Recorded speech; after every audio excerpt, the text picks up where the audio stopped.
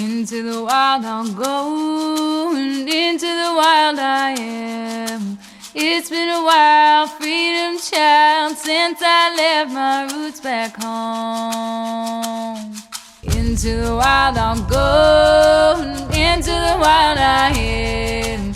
It's been a while, freedom child, since I left my roots back home. Welcome to the Freebirth Society podcast. This is a radical space for women who are ready to celebrate their autonomous choices in birth, motherhood, and beyond. Together, we'll learn about wild birth through personal narrative, we'll explore the politics of birth, and we'll analyze everything that relates to our lives as women from a feminist perspective. Here's your host, Emily Saldea. It's been a while, freedom child, since I left my roots back home. Today, Radical Birthkeeper School graduate Jess Owens from Canada joins me on the show, sharing her 2 birth stories. Jess started her mothering journey with a seemingly acceptable midwife-attended home birth in England, and although there were things that left a bad taste in her mouth, Jess felt lucky to birth at home without complications. After a few international moves and learning more about physiological birth, she and her family moved to Canada, and Jess began attending births outside of the system.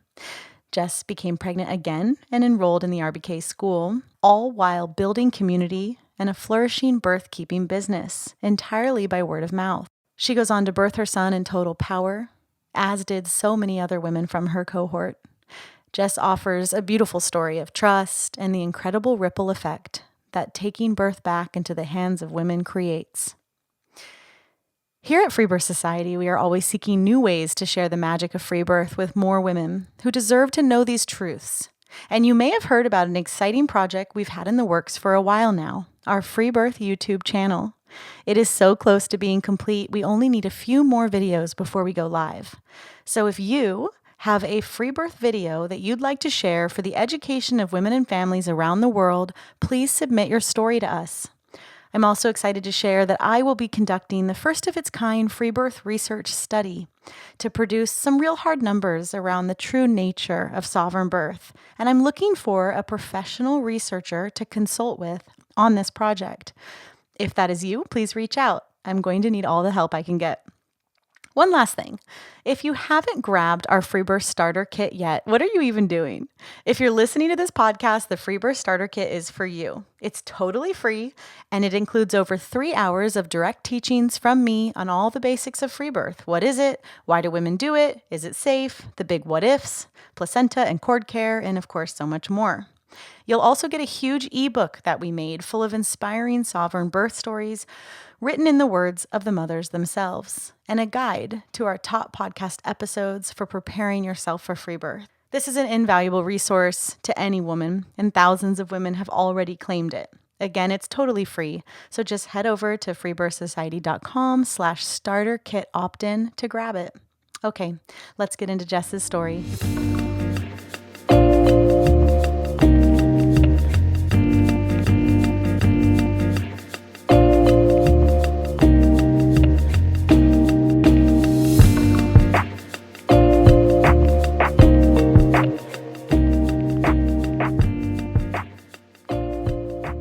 Welcome to the show, Jess.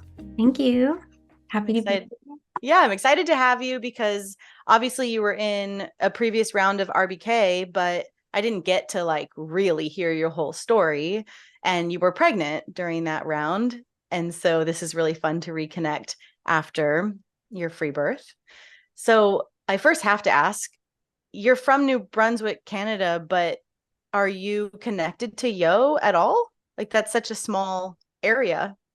Right. So it's actually kind of funny. I'm not originally from here. So we moved here about 3 years ago, and we moved here about a month after Yo left Brunswick. No. I know. I was so disappointed. And I actually randomly found her through some Rona stuff.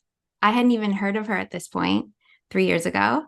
And I found her, and she was just telling the story of how she left New Brunswick. And I'm like, he left. And then I put That's the funny. pieces together that she was involved with birth. And then, yeah, so really funny, but also sad. I know so many people that know Yo and worked with Yo.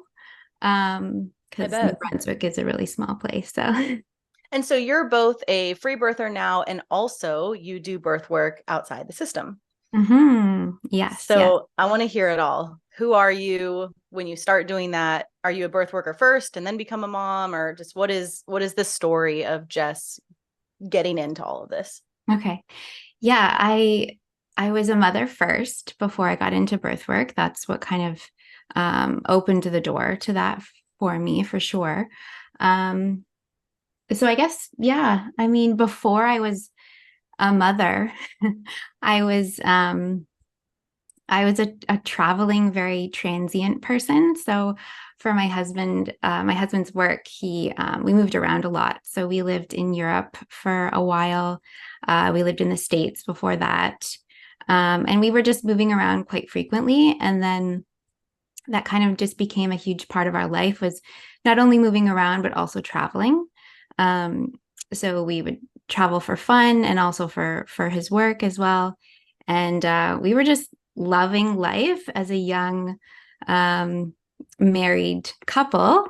And there was a time period where we weren't even sure if kids were going to be on the table. And I think deep down for me, it was like they were they were going to be a part of our future. But at that time, we were just enjoying being so free. Um, and then yeah, we'll skip ahead, I guess, to around 2018. My husband and I had went down to Peru, and maybe you're already going to guess where this is going, but Let me guess what you did. yeah. So he had gone a few years earlier to do ayahuasca alone, and he did a solo trip there. And then in 2018, we went together for a week-long retreat in Iquitos. And my first ceremony night, so our first night at the retreat, was like a blast off, right? It was crazy. It was intense. So many things. But one of the big things that happened for me during that ceremony was I just like looked down at my womb. I was very like folded over, like my body was like folded over most of the journey. And I just looked towards my womb, and it was just like vibrating and like glowing. And I'm sure this is a common thing for a lot of women, but I had always had this thought in my head, like, what if I can't? What if I can't have kids? I think society kind of like puts that into our head a little bit, like that we're broken and like it's going to be hard. You think? Yeah, I do think so. Where do you get that from? Yeah. So that was definitely a narrative that ran through my mind throughout my life, really. Just this like glimmer of like, oh, what if? And so in that moment, I looked down at my womb, it was glowing, vibrating, and the message I got was, girl, you're good. You're so good. Like you are the epitome of fertility. Like you turn this on and you're going to get a baby. I was like, okay, message received. So after that trip, well, actually after the retreat, we were still in Peru for a bit. I was talking to my husband about that, and I was like, I think I'm feeling it all. Like I'm ready. And he's like, I'm not. And I'm like, oh, but I am. And at this point, he was kind of transitioning out of his career. So he played hockey for many, many years. And that's why we were traveling around. And he was kind of starting to transition out, or thinking about his transition out. And he was of the mindset, well, like, let's just wait a little bit. And I know him. And I'm like, there's never going to be a good time. Like, you're never going to say, okay, I'm ready. Because like the transition out of hockey, and that transition has happened now. So now we know that's quite the transition, and it's not a quick one, right? So it takes time as well. So anyway, after some talking, and really getting into it about, my true feelings, like I'm really ready. And I feel this call for a reason. So he agreed, and I got pregnant like a week after we got back from Peru. So that was spring of 2018. It was like first try. And so that was a bit of a surprise for us, for sure. Sure. Even though I had that experience of like, you're good, it was still happened quite quickly, right? So that was a bit of a surprise. But it was great. We were so we spent off seasons from hockey in Toronto, Canada. And so we were there at the time. We spent summer there, and he was going to be going to a new place. He was checking out a few different countries, few different teams. One of them, I think this is relevant to say, was the Czech Republic. And so, of course, when we get word of this, like, oh, they're interested, like, maybe we'll talk contract, blah, blah, blah. I'm like, okay, I'm going to like check out the climate there of birth. I'm pregnant. This is a foreign country. C-section rate there is like through the roof, like very, very, very, very high. Birth centers are not a thing. Home birth is not a thing. And I was just like, oh, this sounds no good. So we, for other reasons too, but we were like, no, for there. And anyway, he ended up signing contract in England. So sounds like you were already oriented towards like somewhat of an alternative birth, but how alternative? Like what did you know, if anything, at this point? So I would say that in my life, or like in my adult life, I had really avoided doctors and chose, more of like natural remedies. Like if I could do something at home first, I would. I really tried to avoid doctors at all costs.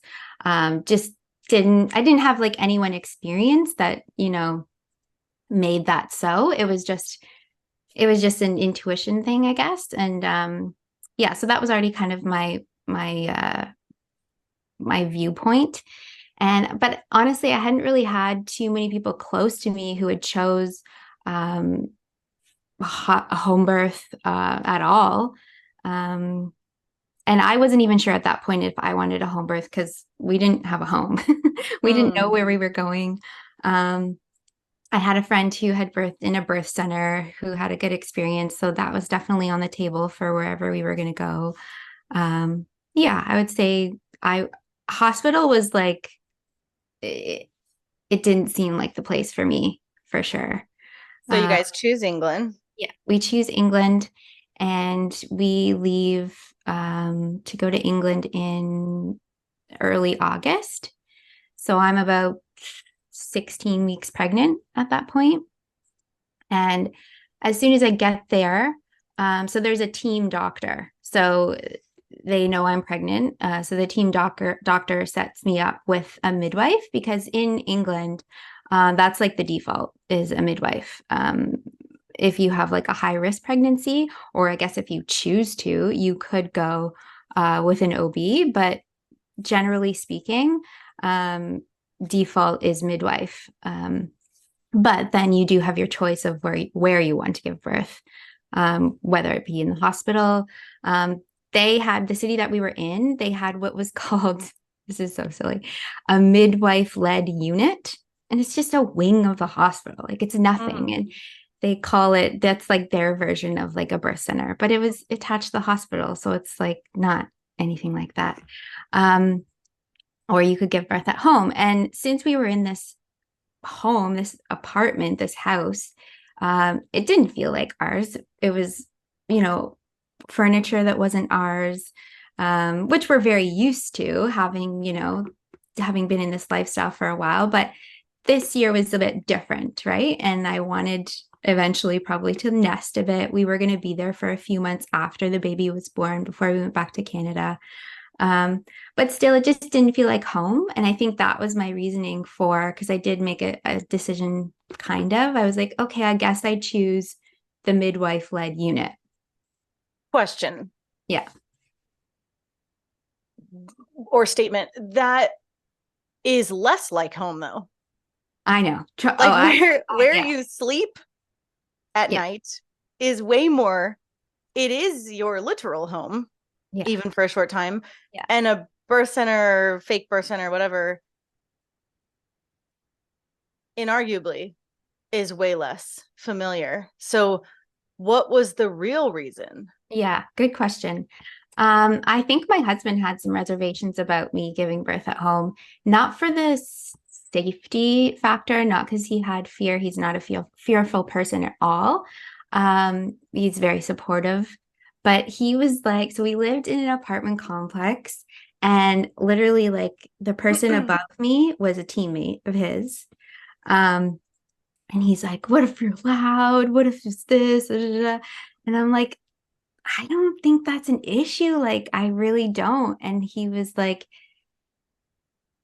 hesitant. He was very hesitant. He wasn't like, no, we're not doing that, or like, I don't think we should do that. He was just hesitant. So that came into play too. And when I was around 6 months pregnant, I had a talk with him. I'm like, hey, I don't like the midwife-led unit. It's ugly. It's not like the pictures, because you couldn't see it. I wasn't allowed to like go see it. Oh my God. I wasn't allowed to go see it. Red flag.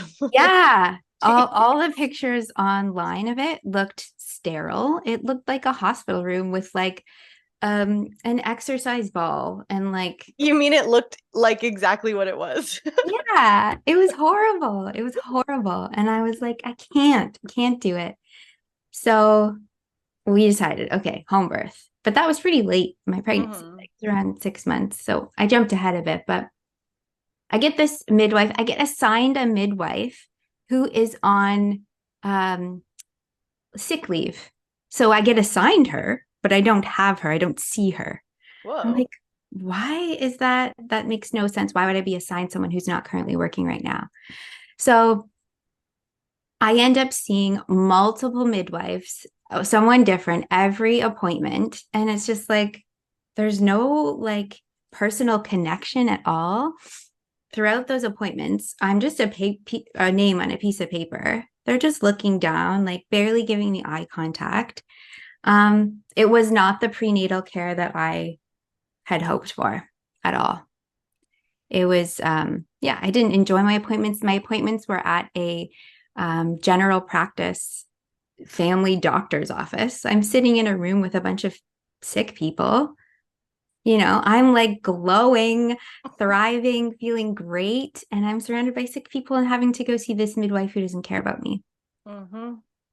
So that was not fun. That was not fun at all. So for some, like, I wanted a little bit of continuity. I also wanted someone who was more familiar with the system than I was. So I hired a doula, and she was great. She was really great. She had attended more home than hospital at that point. She was lovely. She was very, but she was a doula, it's still in the system, right? So she answered questions that we had, and I'm really glad that we had her. And I wanted a water birth, so we had rented the pool from them, and I will say this. So around the time I decided to have a home birth, one of the midwives had kind of made a comment like, oh, like, that's great. Like, I could just tell she had no faith in me. Because like, as the story goes, first time moms who choose a home birth, they're just going to transfer. Like, it's not going to work. But like, that's great.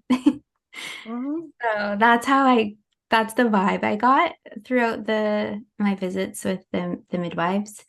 I measured small twice. So they ended up saying that I needed an additional ultrasound, which at the time I didn't know anything about ultrasounds and the harms of ultrasounds. But even in that, I was like, really, do I have to? Like, I I feel fine. Like, I think everything's okay. Better safe better safe than sorry. Mm-hmm. Just like a very condescending, like, be a good girl, like, just go do it. So I did. Um, and actually, my anatomy scan, they had trouble seeing something on the head, with her head, my daughter's head. So they scheduled an additional, I had like, I think 4 or 5 ultrasounds, which now I just cringe at that. Um, yeah, so that was basically my pregnancy. And Yeah, take us into the birth. yeah, so I was about 39. I was almost 40 weeks. I was like 39 in some days. And for that whole week leading up to the birth, in the evenings, I would feel some sensations, and they would last for the evening and then they would go away. And it happened like 3 or 4 nights that way. And they were just very mild, almost just like a tightening. And so I knew that we were building up to something. And then it came to a Friday, and I woke up that morning kind of just feeling like something was different, even though I wasn't having sensations that morning. They did start in the afternoon, but again, very mild, just some light tightening. And I was going about my day, just running a few errands, getting some last minute things for the birth. And then around 5 p.m., I came home and I thought, you know what? I've been kind of running around all day. Why don't I just like sit down on the couch and see if the stillness brings anything up? So sure enough, I sat down on the couch and just relaxed for a bit, and things started to pick up a little bit and just become a little bit more consistent. I was definitely more aware of uh, the feeling of the contractions in my uterus. And then that evening, my husband and I were just like getting kind of excited. We were hanging out on the couch, and I was on the birth ball, and things were like picking up for sure. And I could feel the almost like the crescendo of the birth, the contraction, like where it starts, it builds, and then it loses momentum and then fades again. And then around 10 o'clock, we decided that we would go to bed because I thought, oh, we should get some sleep. And as soon as I like laid down in bed, I was like, okay, I'm not gonna sleep. So I got up and just did like, I lit a candle in the bedroom, just did like some hip circles, and like I was on my knees kind of over the bed. And at this point I was like breathing through them, and could not lay down, could not sit still. And my husband kind of noticed, and he's like, would you want to get in the bathtub? So I decided, yeah, that's a great idea. So I got in the bathtub, and I wasn't in there for very long, maybe like 20 minutes or so. And I didn't want to be alone. So I called for him. He came in there and sat with me, and things seemed to like pick up quite quickly. And my sensations were like only a few minutes apart at that point. So this is probably about, oh, I don't know, maybe like close to midnight. And we decided to call my doula just to let her know what was happening. And she asked if I wanted her to come. And I said, yeah, I want you to come. I think you should come. So she came. She didn't live too far. So she was there within a half an hour. And something I'll never forget about this is, so I'm in the dark in the bathroom. There's a candle, and she comes in and she doesn't say a word. Like, I'm clearly in it. She just sits down next to the tub, and just her presence being there was so comforting. And yeah, I'll never forget how she entered my space. It was just so respectful. And I was really glad to have a feminine energy there, and someone that I had gotten to know over the course of my pregnancy. So I felt, relatively comfortable with her. And then she sat with me for a few sensations, and she made the comment, I actually don't think it's too soon to call the midwives. And I was like, oh, really? Like, okay. So my husband called and they want to talk to me on the phone because they want to like hear how I sound, whether it's like worth it for them to come and whatever. So I'm going through a sensation when they want to talk to me. So they're like hearing that. I'm pretty vocal at that point, like definitely breathing through them heavily. And then I speak to them and they're like, yeah, okay, we'll come. So no idea who's coming, right? It's like the luck of the draw. Could be someone that I've seen, those many midwives that I saw throughout my pregnancy, or it could be someone totally new.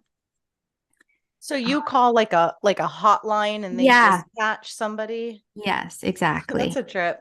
Yeah. So the NHS, it's all the NHS midwives, they're all, connected, I guess. So it depends who's on call that night. So turns out it's a complete stranger. Ah. Yeah. So she comes in and right away, can you get out of the tub so I can check you? Ew. Right away. Right away. And I was like, oh, like I did not want to get out. I was comfortable in there. I was doing well in there. My doula was like, can you check her in here? Can you just check her in here? No, she has to come out. And that was like, okay, great, good start. And the energy of this midwife, I wasn't feeling her. Like she was, yeah, I don't know, just wasn't feeling her. And so we got out, go into the living room. I get on the couch to like lay down somehow, which like I don't want to do at all. God. Laying down just, felt horrible. So she checks me and she says that I'm 3 centimeters. And so that's like kind of surprising based on like my contractions, I guess, and just like how I was feeling. But again, it's my first time. I don't know. So that number means everything to me. That number means everything at that point. So I decide to just hang out in the living room at that point. I don't get back in the bathtub. And what's the vibe of the response? Like the midwives discovering that you're at 3? I don't really remember it being super pronounced. So maybe that means there wasn't much of a reaction. I don't remember her being like disappointed or anything by that. Yeah. So, but she did make a point of saying, because by this point, my husband had set up the pool. He hadn't put water in it yet, but he got everything ready to go. So she did make a comment to say, not yet with the pool, because we got to wait until you're 5 to get in the pool. Okay. Yeah. So I was like, okay, but you've just made me get out of the bathtub where it was really comfortable. And now you're saying I can't get in the pool. Like, okay. Someone showed up to be in charge. Yeah. Oh, for sure. Yeah, definitely.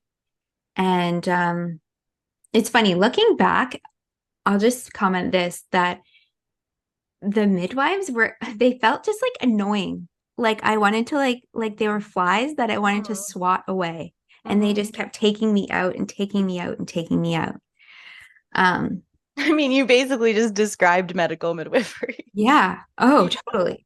They're just annoying. Yeah. They don't leave you alone. On a good day, they're annoying.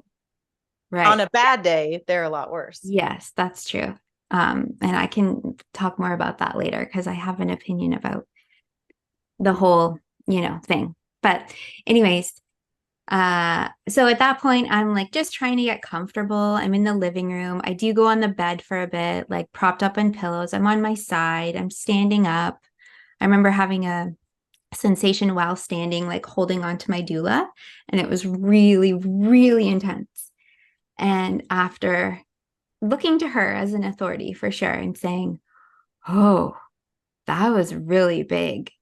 Do you think I should stand up for the next one? So like more happens, like it's more efficient.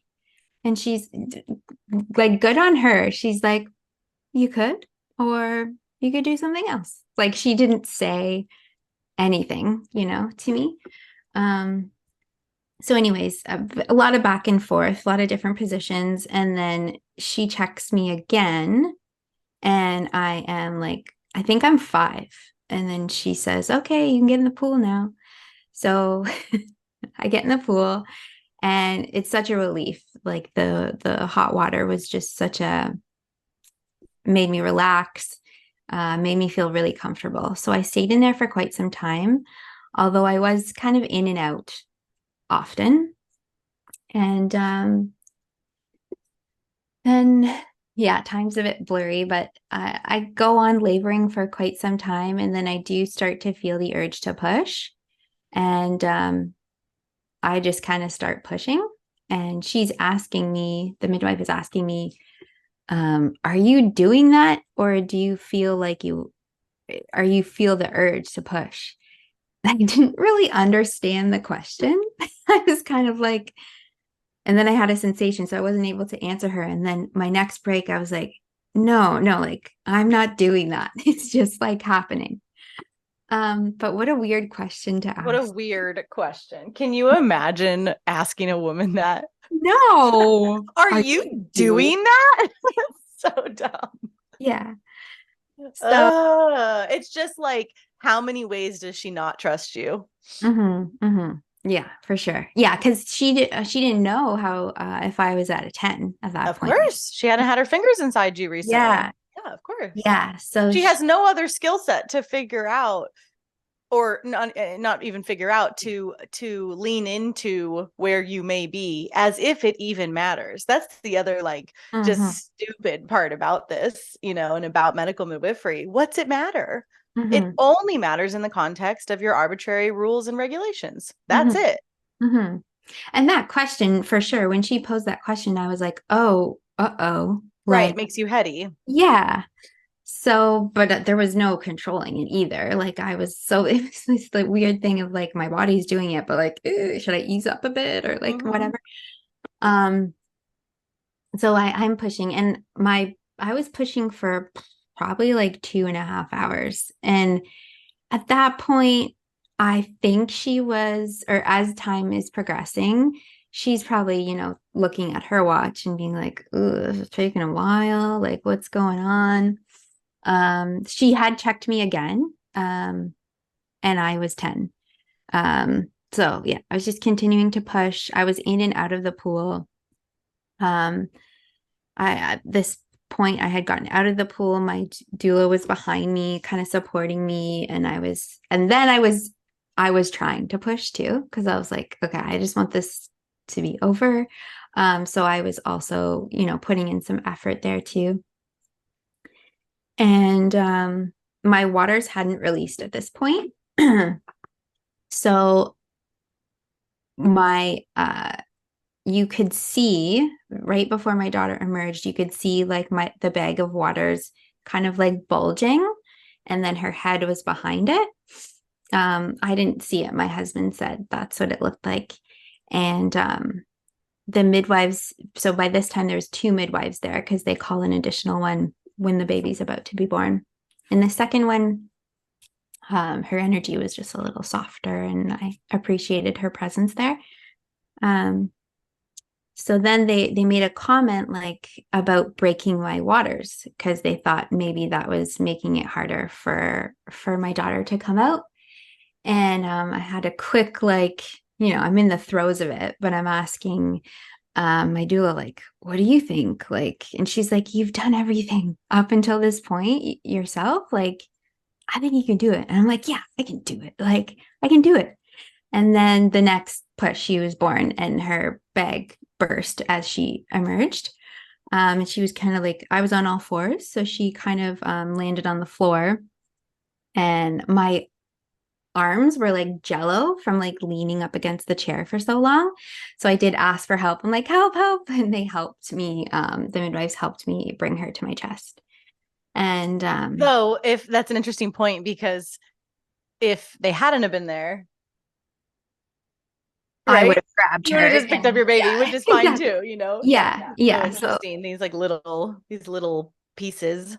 For sure. Or like she would have just hung out there for a quick second, but there was like this sense of like, for sure, they would have thought, grab your baby, like, da.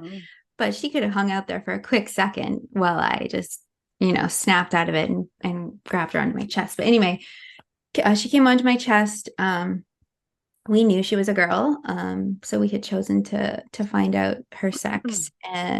But yeah, that moment was insane. I just remember looking at her, looking at my husband, and being like, it's you, it's me, like it's her, it's you and me. And that was such a special moment. And just being able to see his reaction. But then I also have this, like, because the memory just plays in your head. I have this memory of like people The kind gnats. of like around. Yeah. Yeah, like get away. So they were very close to me during that time. They definitely didn't back up and give space. My husband was the furthest probably away from me. He was, giving me space and just watching and observing. So that was interesting. And then I wanted delayed cord clamping. That was part of my birth plan. So delayed cord clamping to them was about like maybe 3 minutes. That sucks. Yeah. So they cut her cord, and then I just, sat there with her, just like looking at her. And then they were like, okay, it's time for the placenta. I don't really know how long it was later. They did not give me Pitocin. I stood up though, and that just made it easier for me. And it came right out. It was pretty easy. Well, that's why they didn't give you Pitocin. Yeah, exactly. Yeah. And then they left within, I don't know, an hour and a half or something. And yeah, so for that birth, I really consider myself lucky, like super lucky, right? Because I fell within the parameters pretty much of what's acceptable for them, for the midwives, for the system. And had I gone, past 42 weeks, or if my pushing stage was like longer than it was, or Yeah, a million just things. so many things could have went a different direction. So in the grand scheme of things, I just consider myself lucky now. And yeah, it was a pretty okay birth. Right? Just some gnats. Yeah, some real gnats. So how does this birth shape you and take me into where your birth work begins? So at that time, I don't really see everything that I just explained to you. And I kind of frame it as like, yeah, that was the hardest thing in my life. There was a little few things like that did stand out, like the getting out of the bathtub thing. I was like, oh, that's kind of could have stayed in the bathtub. But overall, I thought that birth was like the pinnacle and like amazing home birth. I got to be in the water. It was natural because I didn't have any medication. Yeah, I really had, positive things to say about the experience. And it was at that point where I was considering birth work. And now I was a new mother, so I was navigating that as well. And the first year of my daughter's life, we continued to be very transient. So when she was 3 months old, we went back to Canada, had planned to kind of start our life. That was going to be my husband's last year of playing hockey. So he was going to transition into something new, wasn't really sure what that was. We were giving ourselves some time for him to figure that out. We were going to be living in Toronto. Yeah, just like exciting, setting up this new life. And then we got this call from this hockey team in Australia. And they do have hockey in Australia, but it's not very popular. They don't have a professional league, but they have a pretty good league where like people pay to go see the players and whatnot. They called him. They were like, come, please, like we want you to play here for the season. And their season is switched, right? So it would have just been starting in the summer because they're winter. And so we have this 3-month-old. We've just gotten back to Canada, and we get this opportunity because we get like all expenses paid, like a beautiful apartment in downtown Melbourne. And we're like, yeah, we can't really pass that up. So we go to Australia for like 4 months. And Fun. yeah, it's fun, but I'm also like alone. Like, Yeah. in motherhood, I'm not near my closest friend. I'm not Yeah. near my family. So that was tricky. That was pretty tricky, for sure. And I remember during that mothering year, though, I also remember so badly wanting like a wise woman or like some guidance in my life. Because all of the opinions I was getting around, my daughter's sleep and how much I hold her and like just all this stuff was like not in alignment with me, but I was still looking for some guidance and I didn't have that. So Mm. that first year of mothering was kind of hard. And then, I found my groove and I realized, okay, I have to not pay attention to what everyone else is saying or doing and just kind of like go within.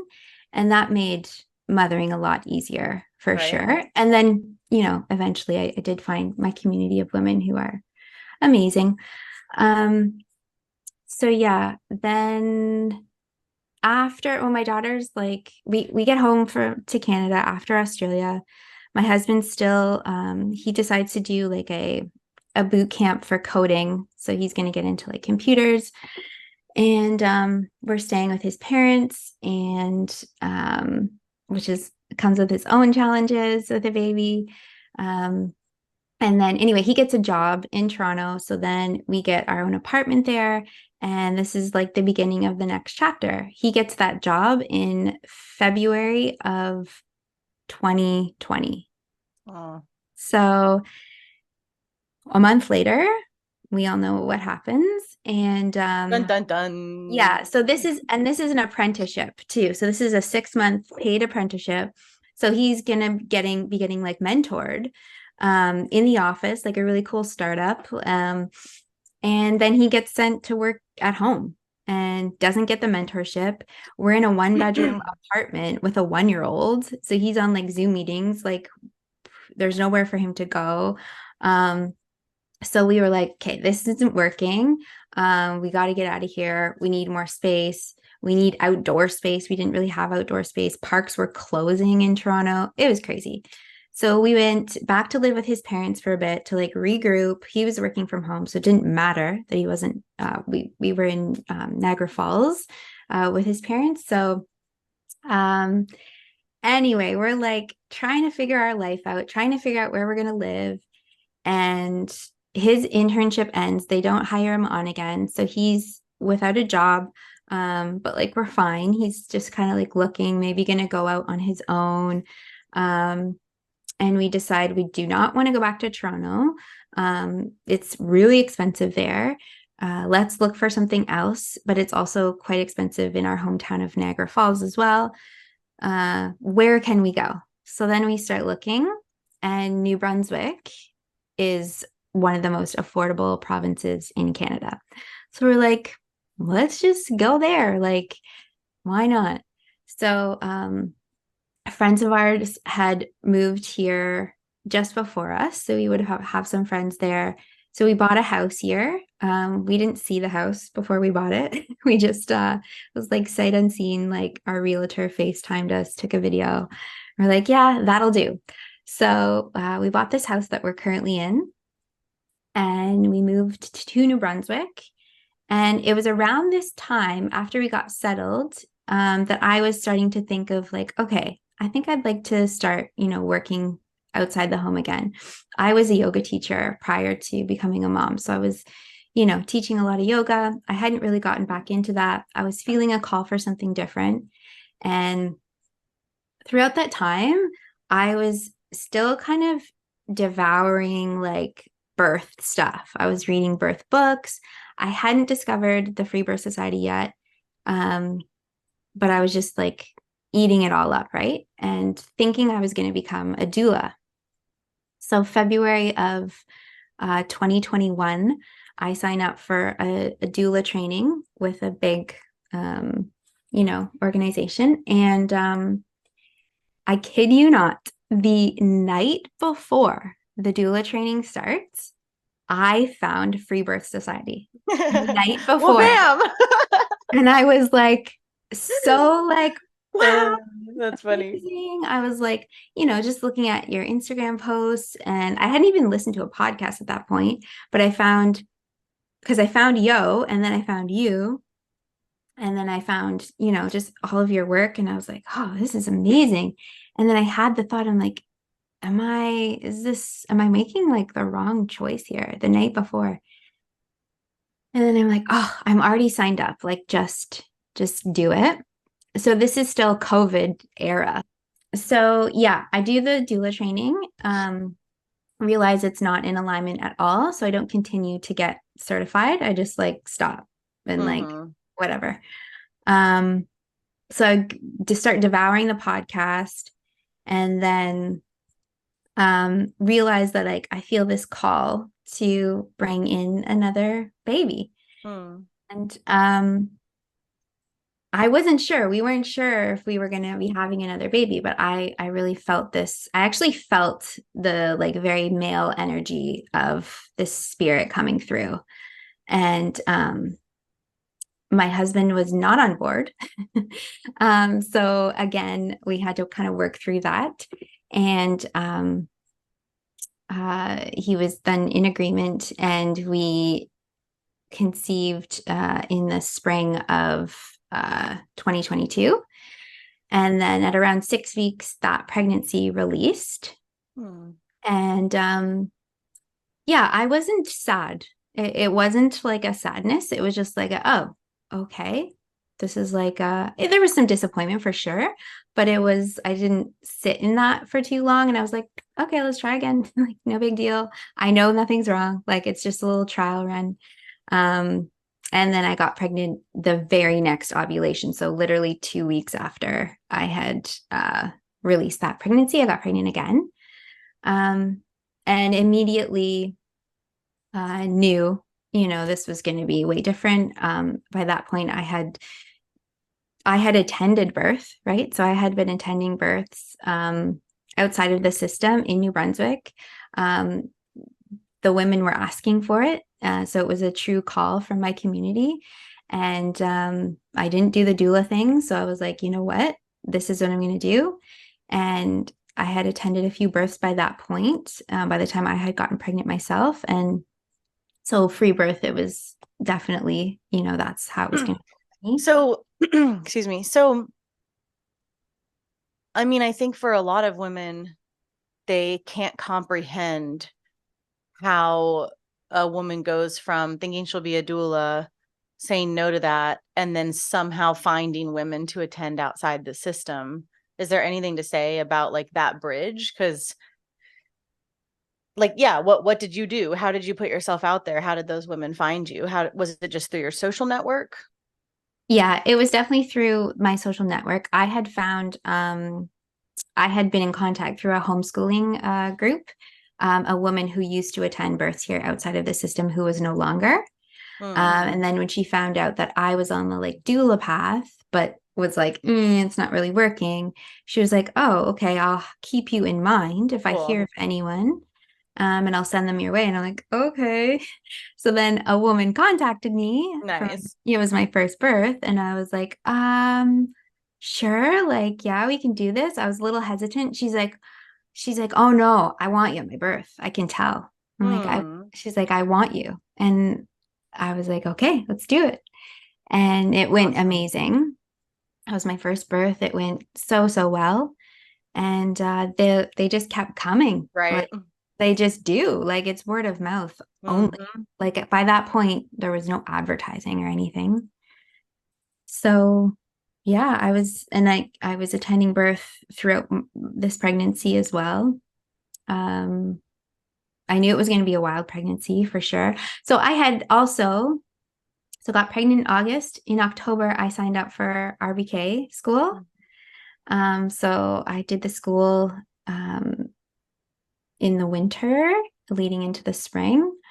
And we finished in April. I was, going to be expecting around middle to end of May.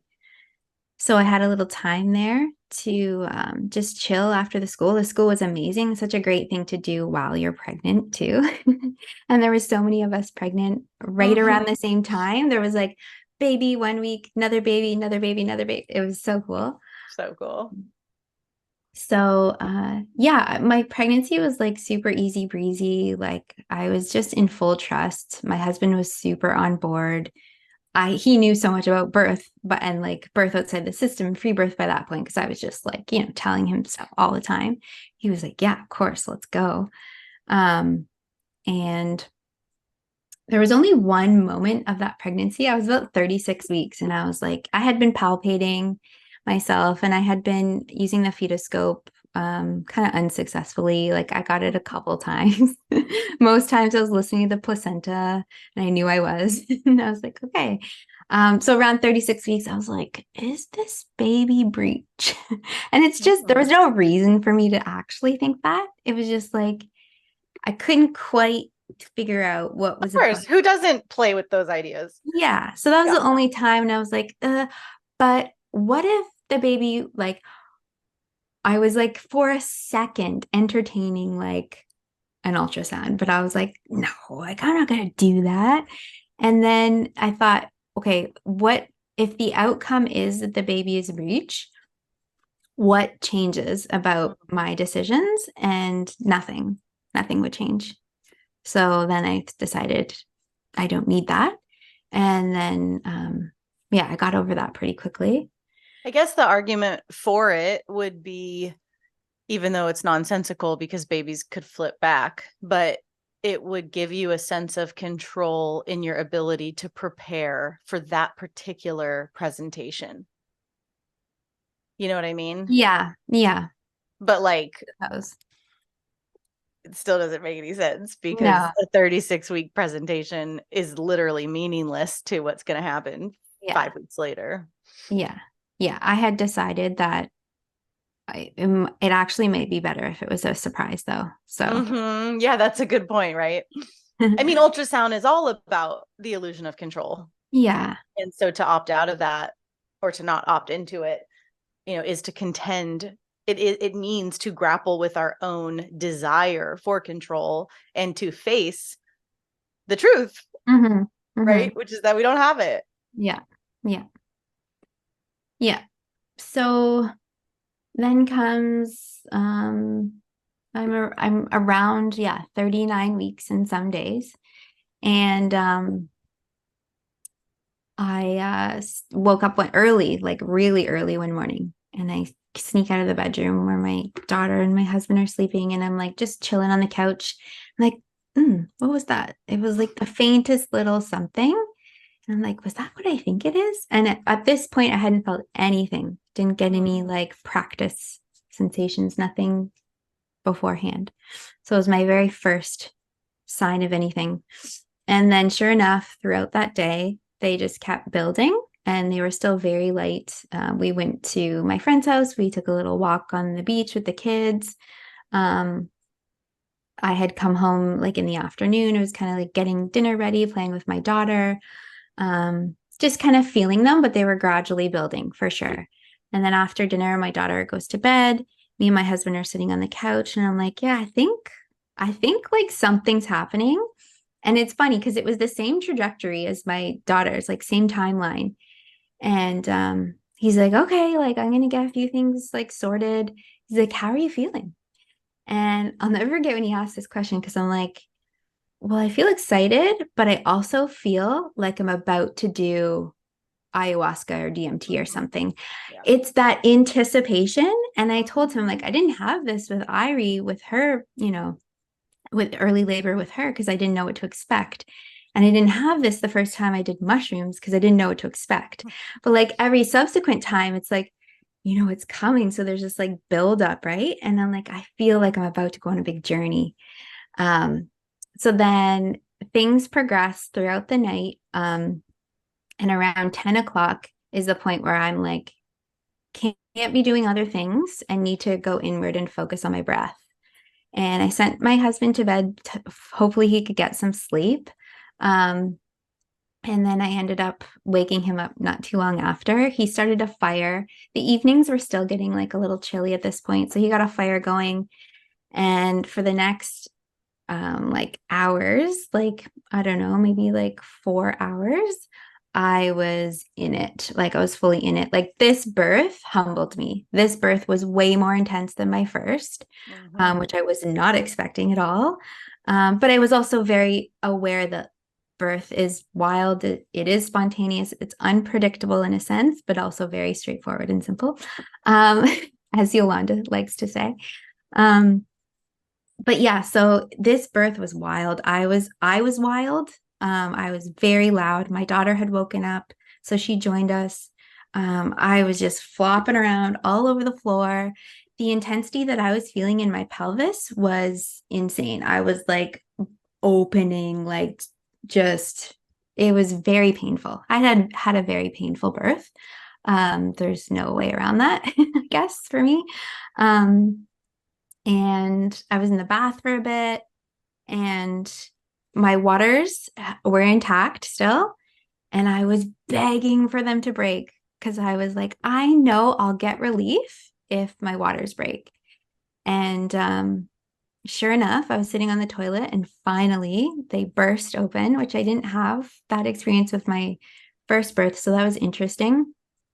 And then I went back into the living room, and then I got on like one knee on the ground, one leg out to the side. And I started pushing, and I was actively pushing because I was like, I want him to come. Or I didn't know. Are you doing that? I was doing it. I was doing it. No annoying questions though this time. No, oh my gosh, my husband was like amazing. He's the best birth keeper ever. Like not giving in to my like, oh, poor me at all. Just being so supportive, so attentive, such a great space holder. He was amazing.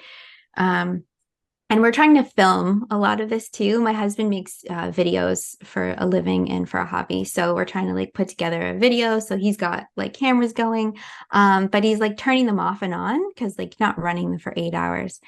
So I'm like, he's coming and the camera's not on. The camera's not on. We didn't know this. We didn't know this at the time. So anyway, his head was like really close. I'm like pulling on some hair, and wondering like, what is that? Is that hair? Ask my husband if he can see. Can't see anything. He's bored. He comes, like his head comes, and I can feel myself kind of tearing a little bit. So I'm like, okay, Jess, back off of it. Like hang tight, take a breath, and then he just shoots right out. I pull him up onto my chest, and then I realize his cord is wrapped around the back of his neck, like just draped. So I pull it off, have him on my chest, and I'm just like bawling, so happy to see him.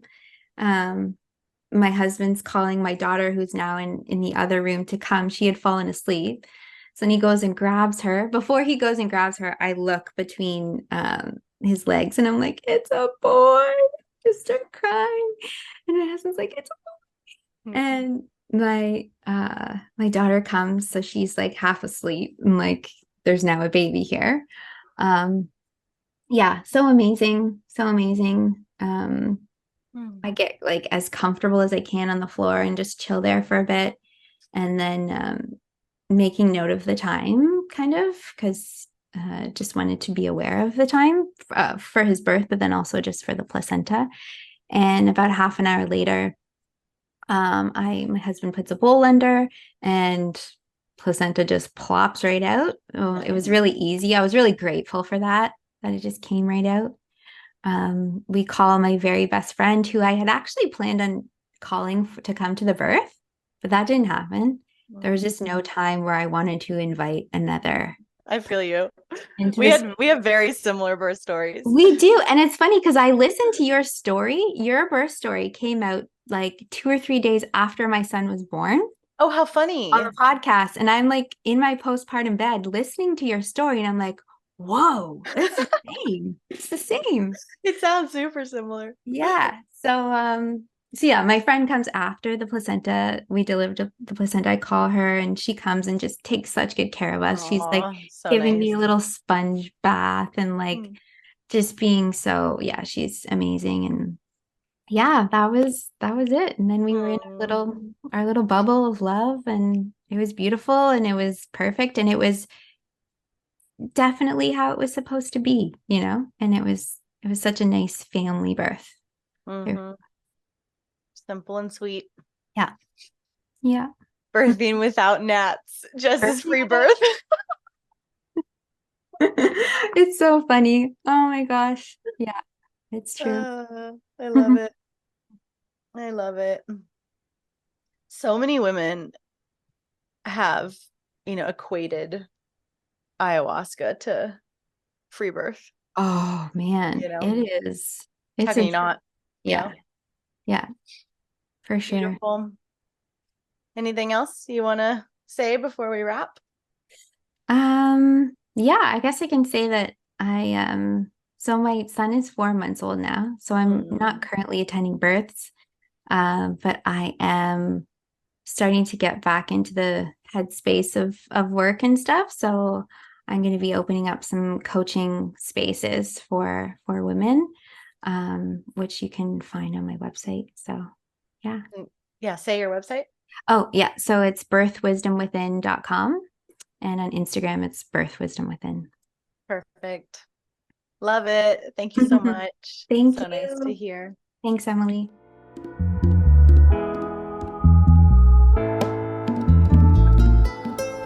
I hope you enjoyed the show today. You can support this podcast by donating to it on freebirthsociety.com and leaving an awesome review on whatever platform you listen on. The more reviews, the more visibility the show gets, so let's spread the word of sovereign birth. We've always got a lot going on at Free Birth Society, and you can find out about all of it at freebirthsociety.com, at Free Birth Society on Instagram, and opt in to my newsletter below in the show notes. We offer courses on free birth, authentic midwifery, and the blood mysteries, as well as one-on-one coaching, in-person retreats, and of course, our annual Women's Festival. Our exclusive, vetted, private membership is definitely something to check out if you're looking for a community of wise sisters. Together we rise. We must speak our stories, claim our lives, and support one another. This is the living revolution, and I am so grateful to be in it with all of you. I'll leave you with our epic Free Birth Society theme song, Wild Woman by Aruba Red. I honor you for the wisdom you held, the ancient traditions of plant medicine and womb magic. I feel the spirit of the ancestors as I place my hands upon my belly. This sacred portal will be honored. Eons upon light beams of survival, withstanding the eradication of our power by design.